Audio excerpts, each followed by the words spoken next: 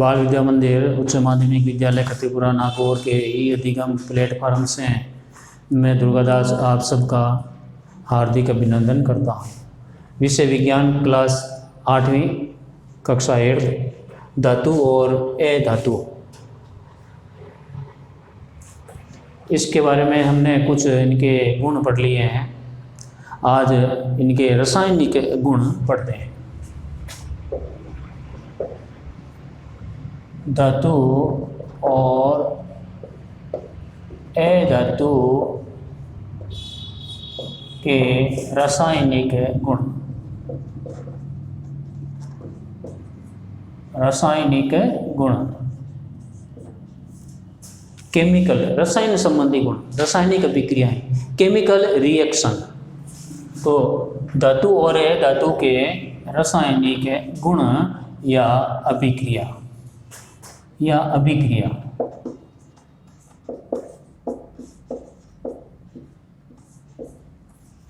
Class 8th के लिए ये थोड़ा एक नया चैप्टर सा है, जो आगे आपका रासायनिक विज्ञान का या रसायन विज्ञान का एक ये आपके आधार बनता है। यहाँ पर इस अभिक्रिया को अच्छी तरह से आप समझना।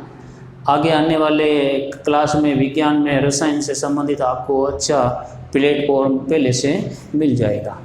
तो पढ़ते हैं सबसे पहले धातुओं के रासायनिक गुण।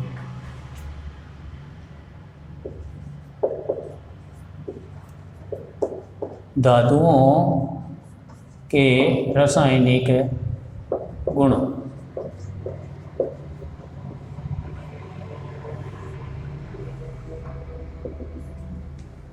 धातु का जब किसी दूसरे के साथ कोई संपर्क होता है, धातु का किसी दूसरे के साथ संपर्क होता है, वायु के साथ, पानी के साथ यानी जल के साथ, तो क्या क्रिया होती है वो हम पढ़ेंगे। तो सबसे पहले हम पढ़ते हैं वायु के साथ अभिक्रिया। वायु और जल समझ लीजिए, दोनों लिख देते हैं। वायु और जल के साथ अभिक्रिया।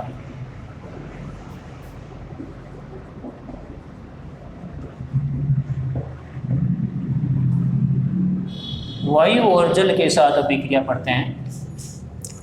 तो सबसे पहले ऑक्सीजन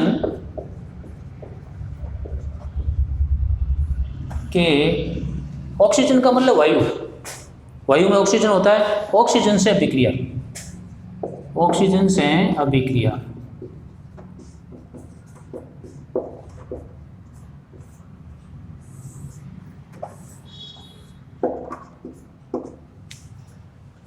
ऑक्सीजन का रासायनिक प्रतीक O है। पिछली क्लास के अंदर आपने कुछ धातुओं के रासायनिक प्रतीक चिन्ह पढ़े होंगे, वो अब आपके यहाँ काम आएंगे। आपने लोहा धातु में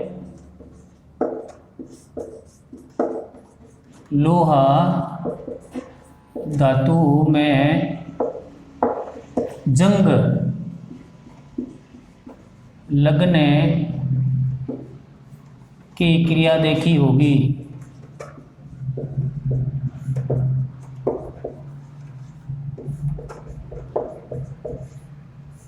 जंग से आप सभी परिचित है, सभी आपको जानकारी है कि भी लोहे में जंग लग जाता है।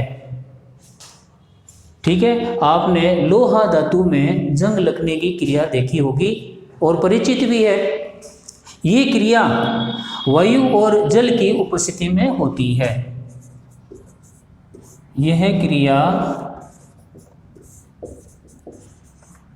वायु और जल की उपस्थिति में होती है।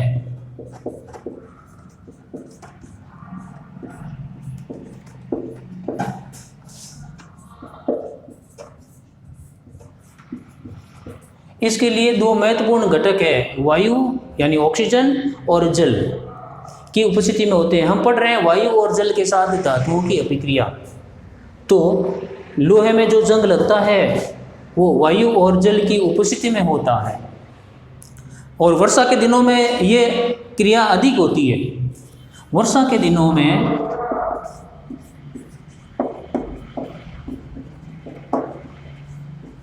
वायु में नमी क्या होता है? जलीय अंश, पानी का अंश, आर्द्रता। वर्षा के दिनों में हवा में नमी होती है, वायु में नमी की मात्रा अधिक होती है।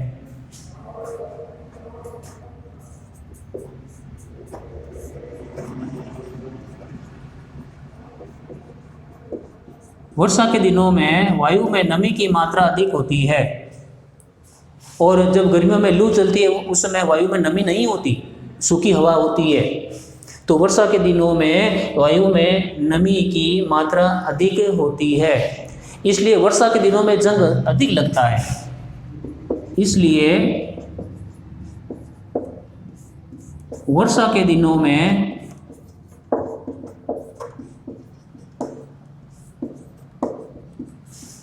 जंग की क्रिया अधिक होती है।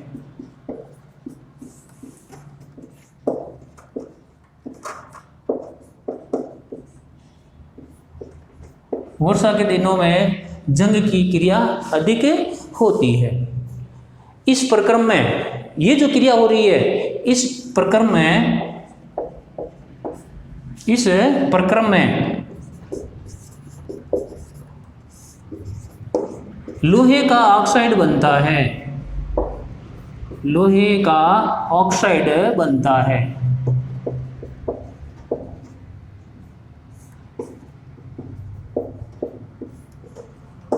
ये जब घटना होती है, प्रक्रम होता है, इसमें लोहे का ऑक्साइड होता है। लोहे का ऑक्साइड ही जंग है, जंग को ही लोहे का ऑक्साइड कहते हैं, जंग को ही लोहे का ऑक्साइड कहते हैं।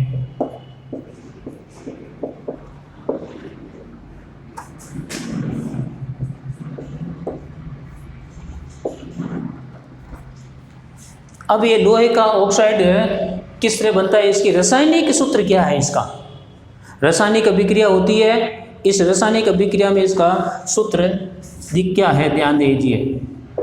रासायनिक सूत्र, रासायनिक अभिक्रिया का ये सूत्र है आयरन,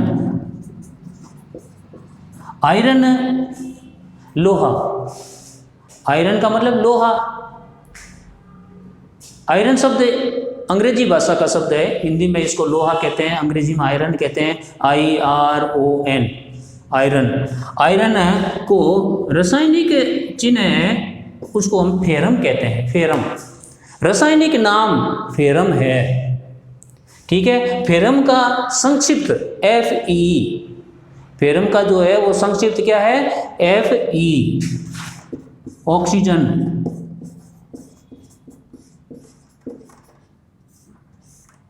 ऑक्सीजन का रासायनिक प्रतीक O2, जंग की क्रिया में O2, और उसके बाद में जल, जल का रासायनिक प्रतीक चिन्ह H2O। जल के अंदर हाइड्रोजन भी होती है, उसके 2 परमाणु, और ऑक्सीजन भी है। जल जो है वो H2 से बनता है, H2O से बनता है।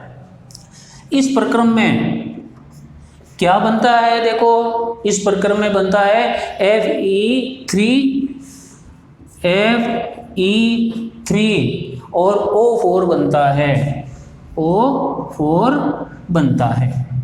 ये रासायनिक अभिक्रिया का, ये जो है वो रासायनिक अभिक्रिया का सूत्र है, किसका, लोहे का ऑक्साइड का। आयरन लोहा, ऑक्सीजन O2, ऑक्सीजन वायु से, ठीक है। जल H2O से बनता है Fe3O4, इसको हम लोहे का ऑक्साइड या जंग कहते हैं। अब यहाँ पर ध्यान दीजिए, ये जो रासायनिक अभिक्रिया हुई इसमें 3 ने भाग लिया है, आयरन, ऑक्सीजन और जल ने भाग लिया है। ये तीनों अभिकारक कहलाते हैं, अभिकारक। ये तीनों अभिकारक है। आयरन अभिकारक है, ऑक्सीजन अभिकारक है, जल अभिकारक है, और इससे जो बनता है आगे इसको हम उत्पाद कहते हैं। ये उत्पाद है। रासायनिक अभिक्रिया में जो तत्व भाग लेते हैं वो तो कहलाते हैं अभिकारक। इसमें 3 तत्व भाग ले रहे हैं, 3 भाग ले रहे हैं, वो अभिकारक कहलाते हैं, और जो नया बनता है उसको हम उत्पाद कहते हैं। ये जंग कहलाता है। ये जंग है या लोहे का ऑक्साइड है, ये लोहे का ऑक्साइड है। तो आपको बात समझ में आ गई होगी। रासायनिक अभिक्रिया में जो भाग लेते हैं वो अभिकारक है। जो नया उत्पाद बनता है, जो नया बनता है वो उत्पाद कहलाता है। ये जो चिन्ह है ये बाईं ओर है, इस चिन्ह के बाईं ओर अभिकारक और इस चिन्ह के दाहिनी ओर उत्पाद लिखा जाता है। अब पढ़ते हैं मैग्नीशियम के बारे में।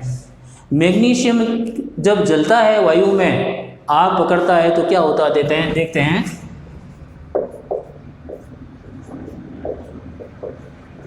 मैग्नीशियम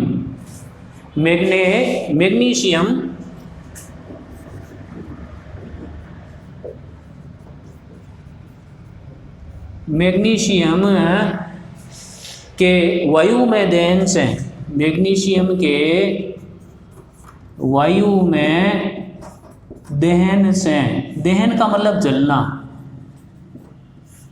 दहन से क्या बनता है। दहन की क्रिया से मैग्नीशियम ऑक्साइड बनता है। दहन से या दहन की क्रिया से, दहन की क्रिया से मैग्नीशियम ऑक्साइड बनता है। मैग्नीशियम ऑक्साइड बनता है।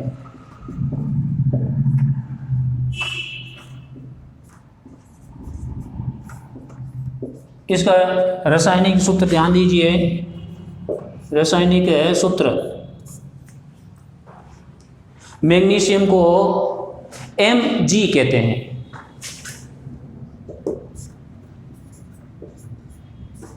मैग्नीशियम को Mg।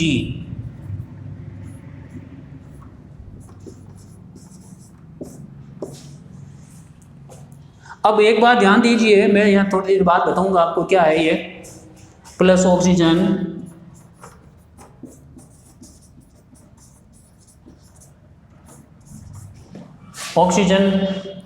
ऑक्सीजन जलने में सहायक है, जलने के लिए ऑक्सीजन जरूरी है, और इसे नया जो उत्पाद बनता है जलने से जो नया उत्पाद बनता है वो होता है MgO।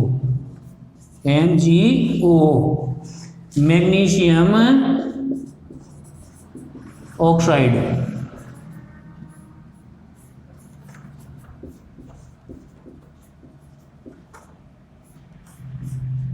किससे बनता है? Magnesium oxide. ये MgO मैग्नीशियम ऑक्साइड है। इसको थोड़ा पास में लिख लीजिए भलाई, कोई दिक्कत नहीं है। O ऑक्सीजन है। अब यहाँ पर ध्यान दीजिए, ये अभिकारक है।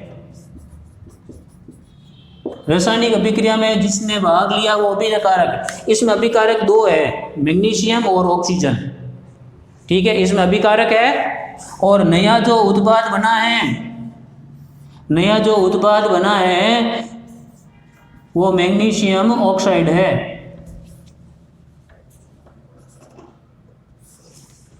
ये उत्पाद है, MgO उत्पाद बन गया। नई चीज क्या बन गई, वो उत्पाद कहलाती है। तो रासायनिक अभिक्रिया यहाँ पर ध्यान दीजिए कौन सी हुई, Mg और ऑक्सीजन जलने के बाद में MgO मैग्नीशियम ऑक्साइड बनता है, और ये दोनों अभिकारक है और ये उत्पाद है। अब यहाँ पर ध्यान दीजिए, यहाँ F और E स्मॉल लेटर क्यों है, छोटी ABCD का E क्यों है? यहाँ पर केवल एक ही चीज है, Fe लोहा। यदि यहाँ पर 2 होती तो E बड़ा होता। यदि यहाँ पर 2 होती तो ई बड़ा होता। बड़ा नाम जो होता है जैसे एम और जी, ये मैग्नीशियम है, ठीक है, यहाँ जी छोटा रहेगा क्योंकि मैग्नीशियम के नाम में ही है ये। अब यहाँ पर ध्यान दीजिए, तो अब ध्यान दीजिए, यदि यहाँ पर एफ और ई होते तो यहाँ 2 अभिकारक होते, एफ अलग होता, ई अलग होता, ठीक है, यहाँ 2 होते। और यदि स्मॉल लेटर ई कर दिया तो इसका मतलब यहाँ पर केवल एक ही चीज़ है ये। इसी तरह यहाँ पर ध्यान दीजिए, एम और जी ये दोनों एक ही है, अलग अलग होते तो एम और जी आते। तो आपको पता चल गया कि कैपिटल लेटर का प्रयोग किया जाता है। स्मॉल लेटर जो होता है ना वो उसी के शामिल, इसी के नाम में ही रहता है, अलग से कोई उत्पाद या तत्व नहीं है। तो बच्चों आज इतना ही, ये महत्वपूर्ण जानकारी आपको अपनी कॉपी में उतारनी है। धन्यवाद।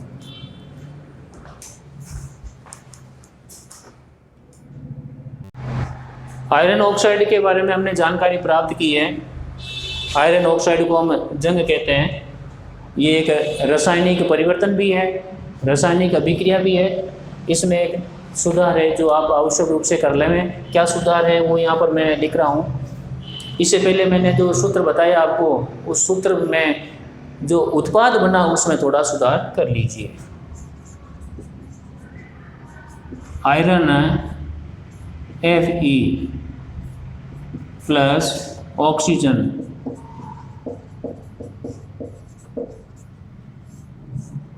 O2 प्लस जल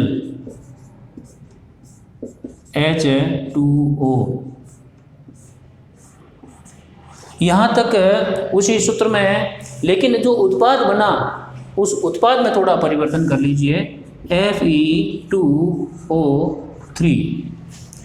इससे पहले वाले सूत्र में मैंने यहाँ पर O की जगह पर 4 लिखाया है, यहाँ O3 आ जाएगा। कारण क्या है मैं बता दूंगा, पढ़ा जाए। ये जंग का रासायनिक नाम है। अब यहाँ पर कुछ नोट है, आप ध्यान दे लीजिए। टिप्पणी, रासायनिक समीकरणों को संतुलित नहीं किया गया है। रासायनिक समीकरण को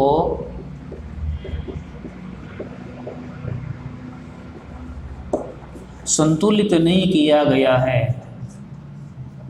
संतुलित नहीं किया गया है। रासायनिक समीकरणों को संतुलित करना वो अभी आपके पाठ्यक्रम में नहीं है, और छात्रों से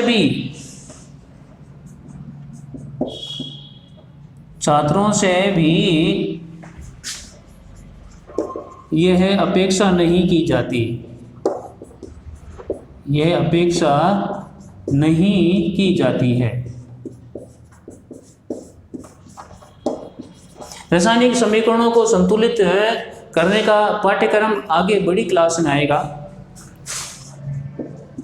उच्च कक्षा में रासायनिक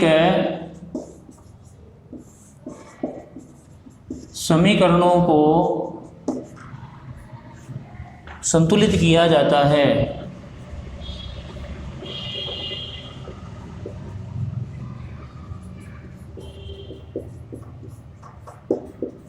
छोटी क्लास में 8वीं तक समीकरण को संतुलित करने का यहाँ पर आपके पाठ्यक्रम में या सिलेबस में नहीं है। तो इससे पहले मैंने जो बताया था कि ऊपर जो मैंने आपको Fe2O4 लिखाया था, यहाँ O3 पढ़ा जाए। बाकी सभी सही है। धन्यवाद। आप सभी सुरक्षित रहें।